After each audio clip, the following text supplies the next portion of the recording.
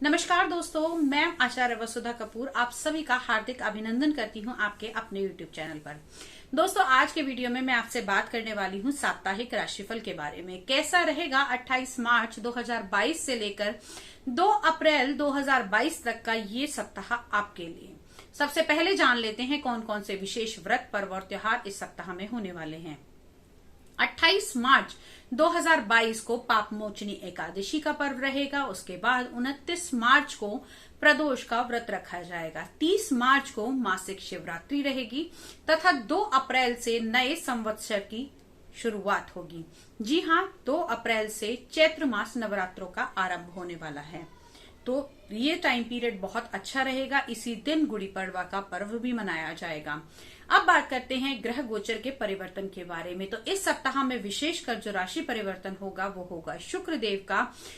शुक्र आएंगे कुंभ राशि में 31 मार्च के दिन। तो अब बात कर लेते हैं कैसा रहेगा ये सप्ताह आपके लिए, आपके ग्रह गोचर की दृष्टि से। सबसे पहले बात करते हैं हम मेष लगन वाले जातकों के बारे में। तो मेष लगन की अगर हम बात करें तो आपके लगन के स्वामी इस समय में विराजमान हैं उच्च के होके आपके कर्म क्षेत्र के स्थान में। तो आपके कार्य में उन्नति होगी, साथ ही साथ कहीं ना कहीं आपका जो जिसे कहते हैं ऊर्जावान रहेगा कार्य क्षेत्र के लिए। आप बहुत ज्यादा एनर्जेटिक रहेंगे। चंद्रमा आपके दशम भाव, 11वें भाव और 12वें भाव के अंदर गोचर भ्रमण करेंगे, जिसके कारण कहीं ना कहीं अगर आपका टूर एंड ट्रेवल का बिजनेस है या फिर किसी प्रकार के मेडिसिन के काम से आप जुड़े हुए हैं तो आपकी उन्नति होती हुई दिखाई देगी। साथ ही साथ जो लोग खाने पीने का कार्य करते हैं या फिर किसी स्पोर्ट्स मटेरियल को तैयार करते हैं या फिर किसी बिल्डिंग मटेरियल का काम करते हैं, उनके लिए भी ये सप्ताह बहुत ही अच्छा रहने वाला है। आपके 12वें भाव के अंदर बुध आदित्य योग, लेकिन बुध यहाँ पर नीच के होके विराजमान है। तो इस टाइम पीरियड के दौरान अगर आप किसी एमएनसी कंपनी के साथ में कुछ कार्य करना चाहते हैं तो थोड़ा सोच समझकर ही पेपर वर्क करके चले, क्योंकि आपके कहीं ना कहीं बुध तीसरे घर और छठे घर के मालिक भी माने जाते हैं, जो नीच के होके आपके हॉस्पिटल भाव के अंदर विराजमान है।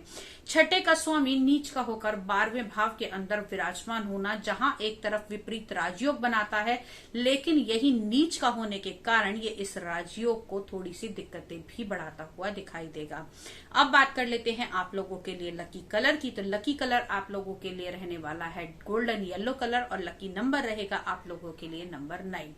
अब बात करते हैं हम अगले लगन यानी कि वृषभ लगन वाले जातकों के बारे में। तो वृषभ लगन की अगर मैं बात करूं तो इस सप्ताह चंद्रमा आपके दशम, 11वें और 12वें भाव के अंदर गोचर भ्रमण करेंगे, जिसके कारण आपके भाग्य में उन्नति होगी, कार्य क्षेत्र में बढ़ोतरी होती हुई दिखाई देगी।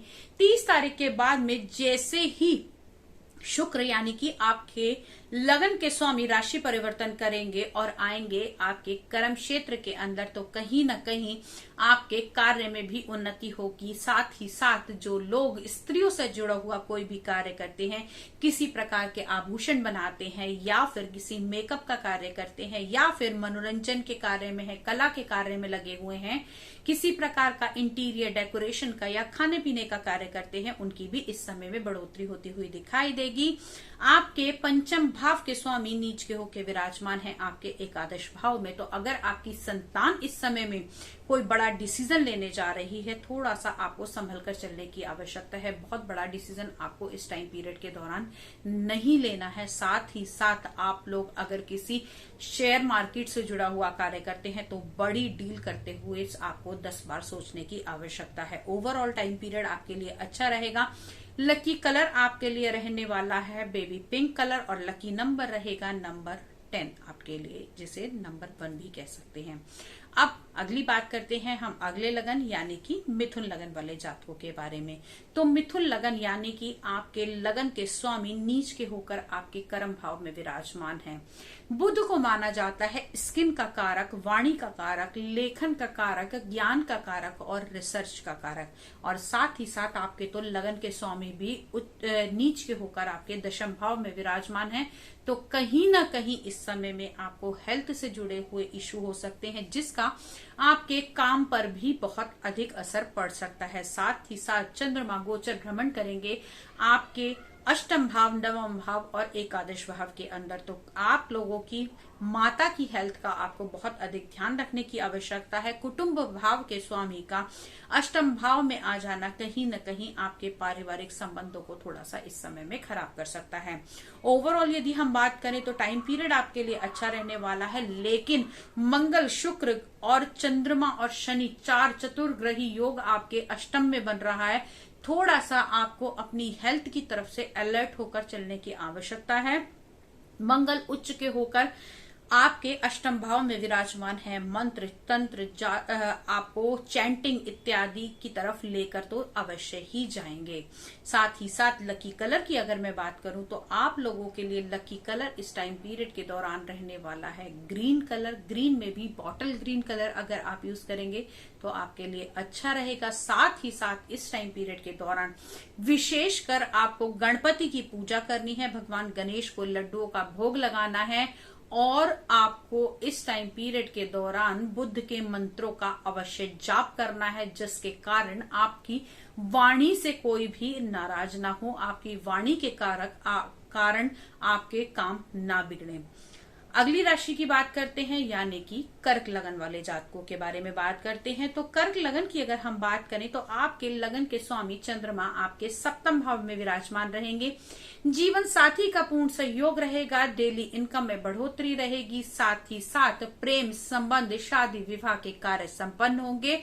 अगर आपको इस समय में बहुत टाइम पीरियड से ये लग रहा था कि आपका कोई प्रोजेक्ट बड़ा रुका हुआ था, तो वो इस टाइम पीरियड के अंदर आपका पूरा हो सकता है। आपके साथ ही साथ जो आपके नवम भाव के अंदर नीच के बुध होकर विराजमान है, यानी कि आपके 12वें और आपके तीसरे भाव के स्वामी नीच के होकर आपके भाग्य भाव में विराजमान है, थोड़ी सी अटकने पैदा करेंगे, लेकिन घबराने की आवश्यकता नहीं है। यहां पर सूर्य की उपस्थिति चीजों को बहुत अधिक अच्छा कर सकती है।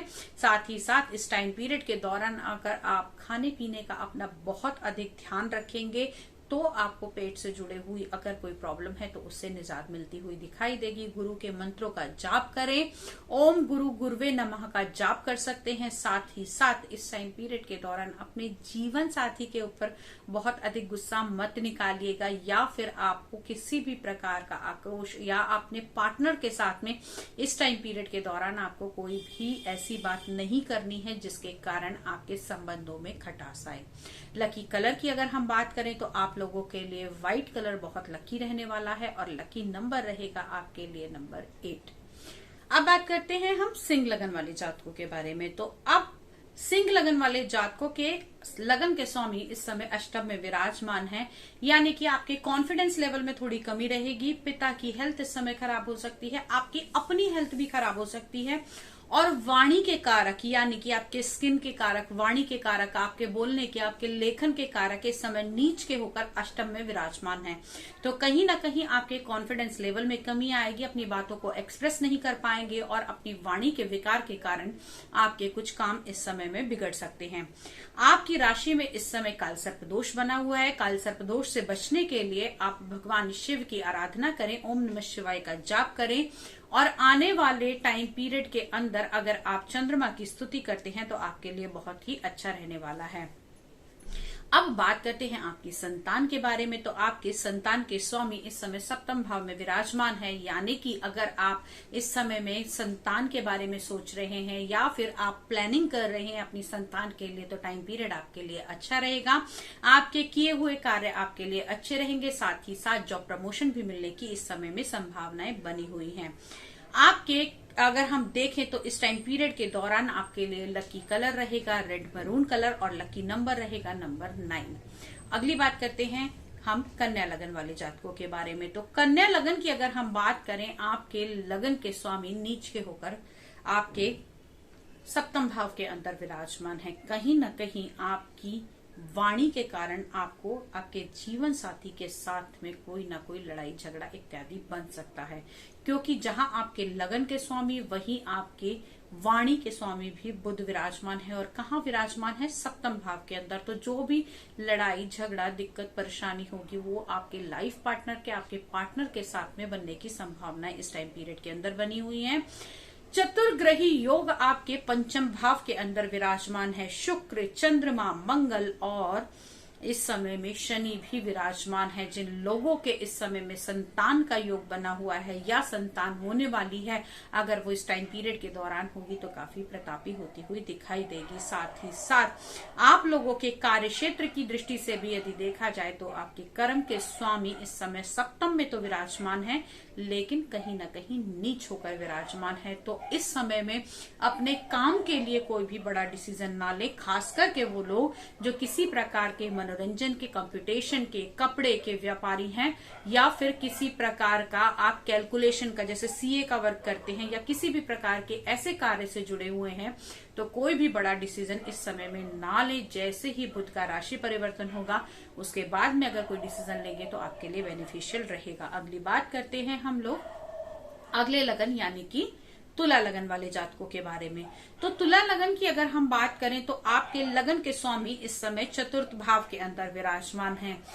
यहाँ पर चतुर्थ भाव आपका सुख का भाव माना जाता है। आपके सुख के भाव के अंदर चतुर्ग्रही योग यानी कि लगन का स्वामी चतुर्थ भाव में, साथ ही साथ मंगल और शनि दो बड़े राजयोग लेकर बैठे हैं, यानी कि मंगल बना रहे हैं रोचक योग और शनि बना रहे हैं शश योग।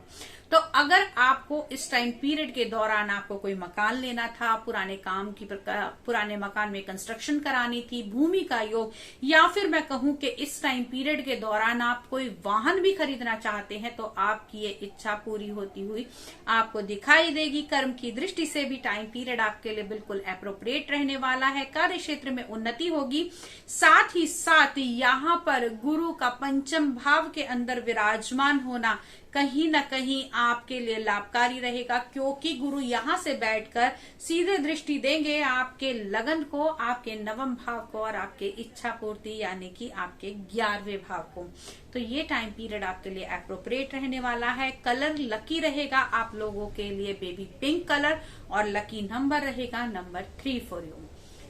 अब बात करते हैं हम अगली राशि यानी कि वृश्चिक लगन वाले जातकों के बारे में। तो दोस्तों, अगर मैं वृश्चिक लगन वाले जातकों की बात करूं तो इस सप्ताह चंद्रमा आपके तीसरे, चौथे और 5वें घर के अंदर विराजमान होंगे। लगन में केतु का विराजमान होना कहीं ना कहीं इस टाइम पीरियड के दौरान आपको थोड़ा सा रहस्यमय बना सकता है। आप अपनी बातों को थोड़ा सा दूसरों के साथ शेयर नहीं करेंगे, लेकिन साथ ही साथ मंगल का उच्च होकर आपके तीसरे घर के अंदर विराजमान होना, क्योंकि मंगल तीसरे घर यानी कि बल, पराक्रम, साहस के घर का कारक माना जाता है काल पुरुष की कुंडली में, और यहाँ पर यही मंगल उच्च के होकर तीसरे घर के अंदर विराजमान हो रहे हैं।